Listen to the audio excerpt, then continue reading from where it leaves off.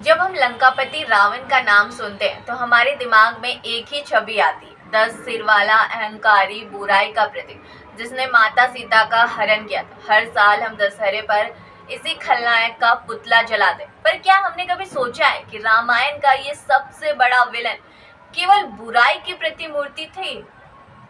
इतिहास और प्राचीन ग्रंथ बताते हैं कि रावण 4 वेदों और 6 शास्त्रों का ज्ञाता, एक अद्भुत संगीतज्ञ और एक ऐसा महाविद्वान था जिसके ज्ञान का लोहा स्वयं भगवान राम ने भी माना था।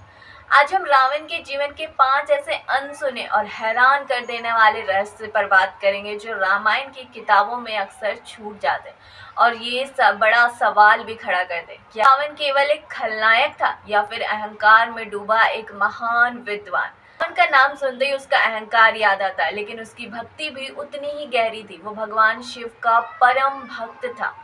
पौराणिक कथाओं के अनुसार जब शिव ने रावण को कैलाश पर्वत ले जाने नहीं दिया तो गुस्से में उसने पूरा पर्वत उठा लिया। शिव ने अपने पैर के अंगूठे से पर्वत को दबा दिया और रावण का हाथ उसके नीचे दब गया। पीड़ा में भी रावण ने शिव की स्थिति में जो भजन गाया वही शिव तांडव स्रोत कहलाया।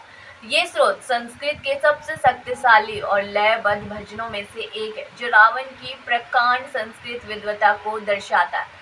रावण केवल एक योद्धा नहीं है बल्कि वो कुशल संगीतज्ञ भी है। वो वीणा बजाने में इतना निपुण था कि कहते हैं कि उसकी वीणा की मधुर ध्वनि सुनकर देवता भी मंत्रमुग्ध हो जाते थे। पौराणिक चित्रणों में अक्सर रावण के एक सिर के मुकुट पर वीणा का चिन्ह दिखाया जाता है जो उसकी कला प्रेम को दर्शाता है। ये दिखाता है कि लंकापति रावण सिर्फ तलवार और गदा नहीं बल्कि कला की बारीकियों से भी अच्छी तरह वाकिफ था। रावण सिर्फ युद्ध की राजनीति नहीं जानता था बल्कि वो आयुर्वेद और ज्योतिष का भी बहुत बड़ा ज्ञाता था।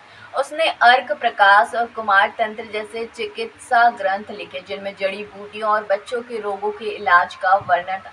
ये ग्रंथ आज भी भारतीय चिकित्सा पद्धति के महत्वपूर्ण स्रोत माने जाते हैं। ज्योतिष में उसकी पकड़ उतनी मजबूत थी कि माना जाता है कि उसने अपने पुत्र मेघनाद के जन्म के समय सभी 9 ग्रहों को ऐसी स्थिति में मजबूर कर दिया था जिससे मेघनाद को अजय होने का वरदान मिल सके। उसके सबसे बड़े पुत्र को दुनिया उसके नाम इंद्रजीत से जानती है जिनका अर्थ है इंद्र को जीतने वाला।